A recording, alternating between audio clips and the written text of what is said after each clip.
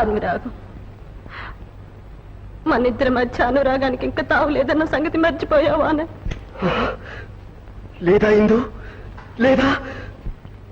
లేదు, నేను ఈనాటి నుంచి నీ ఇందుని కాదు, పరాయిదాన్ని.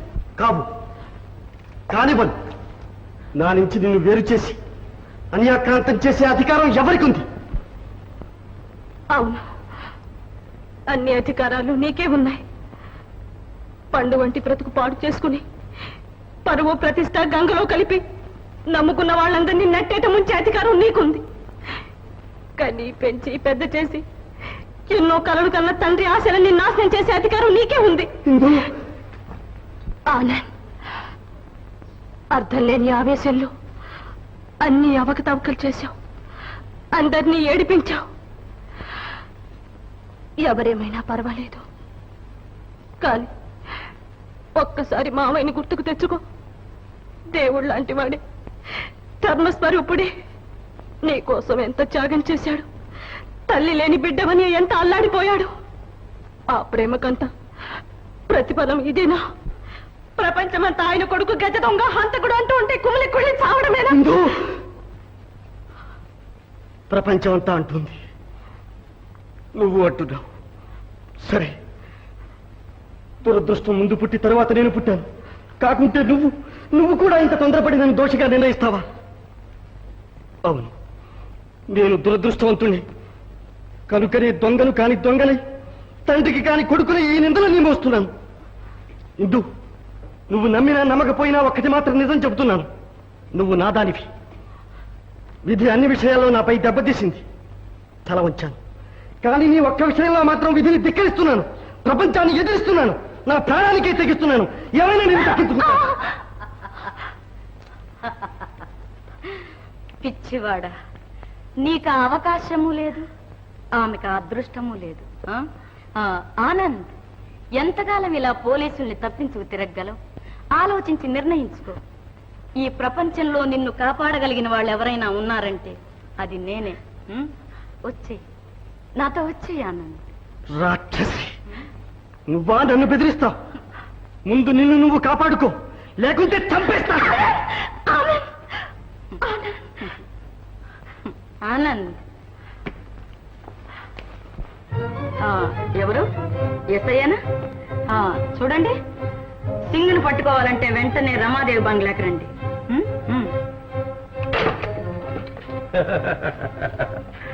మంచి పని చేశావు కామిని, ఈ రోజుతో వాడి పీడ వదిలిపోయింది. రా.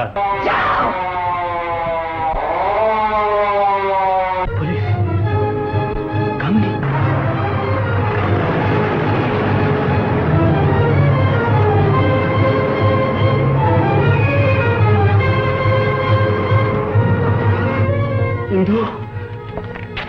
ఇందు అయిపోయింది.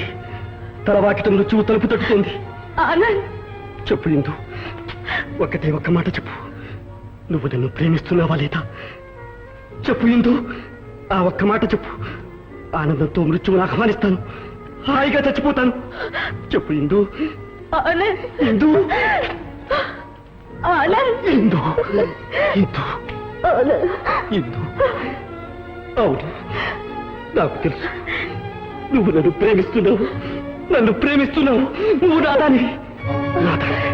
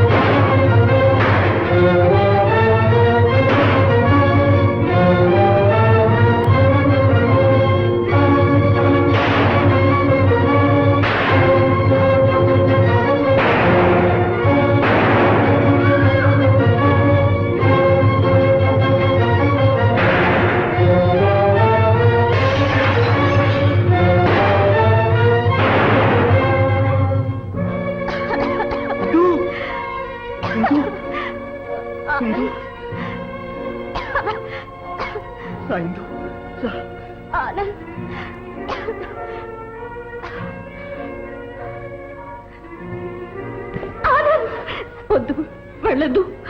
అక్కడికి వెళితే ప్రమాదం. నా మాట వినవు ఆనంద్.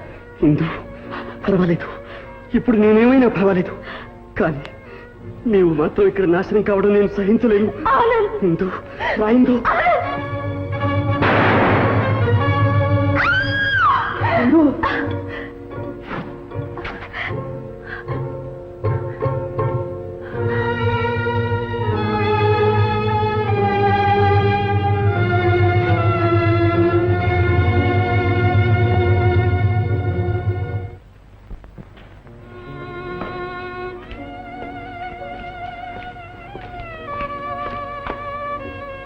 పరిస్థితి విషమించింది బాబు. అబ్బాయి ఎంతకైనా తెగించాడు. ప్రాణాపాయం లేకుండా ఆ అమ్మాయిని రక్షించే మార్గం లేదు. అన్నయ్య, పరువు ప్రతిష్ఠ నేనాడో గంగలో కలిసిపోయాయి. నలుగురిలో తల తూతికి యోగం ఎలాగా లేకుండా పోయింది. ఒక్కగానొక్క బిడ్డ, కనీసం అది మా కంటి ఎదుట మసలి యోగం లేకుండా చేస్తావా? దాన్ని మాకు దూరం చేస్తావా అన్నయ్య? అన్నయ్య, నీ చేతులతో పెంచావు, అది అలా అర్ధరపుతావు తప్పుతుంటే చూస్తూ ఊరుకుంటావా అన్నయ్య? చెల్లెమ్మ, జీవితంలో అన్నీ పోగొట్టుకున్నా, అన్నిటికీ దూరమయ్యా. కానీ నా ఉద్యోగ ధర్మానికి మాత్రం దూరం కాలేదు. దాన్ని నిర్వర్తించడంలో ఎన్నడూ వెనుకంజ వెయ్యలేదు. నీకు మాట ఇస్తున్నా, నీ కూతుర్ని తీసుకొచ్చి అప్పగించే బాధ్యత నాది.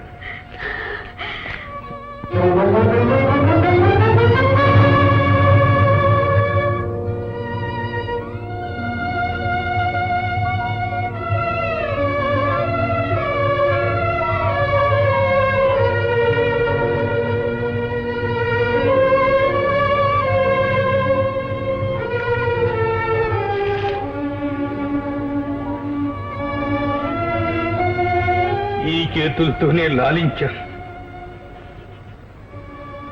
కానీ ఈరోజు దైవం చిన్న చూపు చూశాడు సుశీల.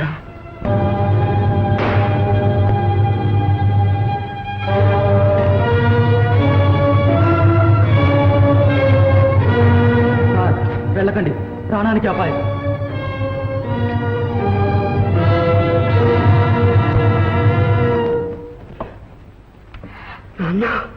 నాన్నను కాదు, న్యాయాధికారిని. ఆనంద్, న్యాయం పేరిట శాసిస్తున్నాను. వదులు, ఇందును వదులు. నాన్న, అసాధ్యాన్ని ఆజ్ఞాపిస్తున్నా. ప్రేమించిన వ్యక్తిని పరిత్యజించమని ఏ న్యాయం శాసిస్తుంది? ఆ శాసనాన్ని మనసులో ఏ మగవాడు శిరసా వహిస్తాడు? మగవాడు ఇతరుల సొమ్మును అపహరించటమేనా మగతనం? ఇందో నీది కాదు, ఇంకొకరికి అంకితం అయిపోయింది. కాదు, కాలేదు, కానివ్వను. ఆనంద్, క్షమించండి నాన్న, ఇది నా మాట కాదు. ఇప్పుడే ఇందు నాతో చెప్పింది, మనసు విప్పి మాట్లాడింది. ఆత్మసాక్షిగా తను నాదాన్ని అంగీకరించింది. ఆమె పవిత్ర ప్రేమను ప్రాణాలకు భయపడి పరాక్రాంతం చేయమంటారా? ఆమె భవిష్యత్తును నాశనం చేయమంటారా? ఆమె భవిష్యత్తునే కాదు, నిన్ను నమ్ముకున్న అందరి బ్రతుకులు ఏనాడో నాశనం చేశావు. ఇంకా మిగిలిందేముంది? మంచి మర్యాద మంట కలిపావు, మానవత్వానికి దూరం అయ్యావు. సంఘంలోనికి ఇక స్థానం లేదు. ప్రేమకే కాదు, దయా దాక్షిణ్యాలకు కూడా నీకు అర్హత లేదు. లేదా? ఎవరన్నారు నాన్న? నేను నీ కన్న తండ్రిని. కాదంటావా? అంటాను. అవును, ఇప్పుడు మీరు నమ్మే మానవత్వాన్నే ప్రశ్నిస్తున్నాను. చెప్పండి నాన్న, మనిషి మంచి చెడు ఎలా నిర్ణయిస్తారు? చేతలను బట్టి. మాటల కంటే చేతలే గీటురాడు. కానీ ఆ చేతలకు తాను బాధ్యుడు కాకుంటే, అతనికన్నా బలీయమైన అదృశ్య శక్తి ఏదో అతని జీవితంతో చెలలాటలాడి ఉంటే, విధి మానవులు పరిస్థితులు కలిసి కుట్ర చేసి అతన్ని పాపకోపంలో కూలదోసి ఉంటే, నిజాయితీని నిర్దోషిత్వాన్ని నిరూపించుకోవడానికి, గుండెల అట్టడుగుల పడి కొట్టుకులాడే అనురాగాన్ని చూపుకోవడానికి అవకాశం ఇవ్వకుంటే ఏం చేస్తారు? అతన్ని ఏమంటారు? సానుభూతితో చూడలేరా? అయ్యో పాపం అనలేరా? కనీసం ఒక కన్నీటి పొట్టైనా రాల్చలేరా? ఆనంద్, ధర్మ నిర్వహణలో కన్నీటికి తావులేదు. నా విధిని నేను నిర్వర్తించి తీరుతాను. ప్రాణం పోయినా సరే. నేను అంతే నాన్న. ఆ? అంతేనా? అంతేనా ఆనంద్? ఇదే ఆఖరు మాట? వదులు, ఇందును వదులు. ఆఖరుసారిగా చెప్తున్నా.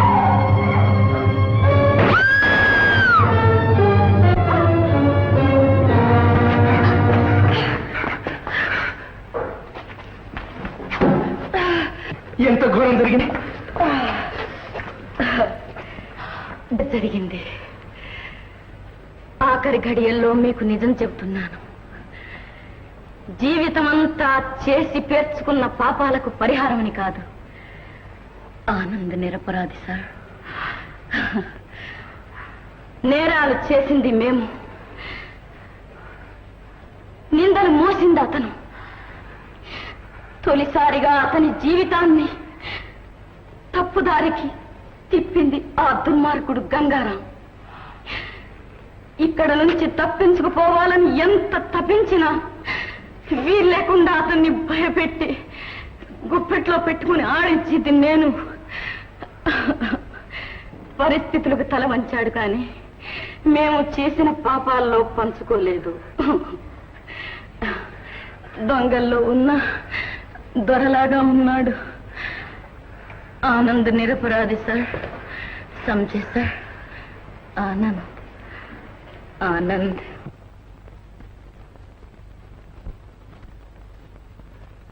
నేరాలు చేయకపోయినా నేరస్తుల అండన ఉండడం వల్ల ఆనంద్ శిక్ష అనుభవించాడు.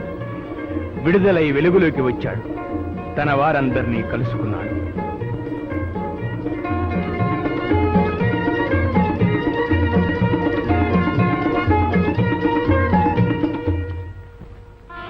ఓం మాంగళ్యధారణ ముహూర్త సుముహూర్త స్థితి భవంతో వహంతో గృహంతు. ఓం ధ్రువక్షవజాది ధ్రువపసి ధ్రువత స్థితం త్వన్నక్షత్రాణాం మేభ్యధిత పాపాహి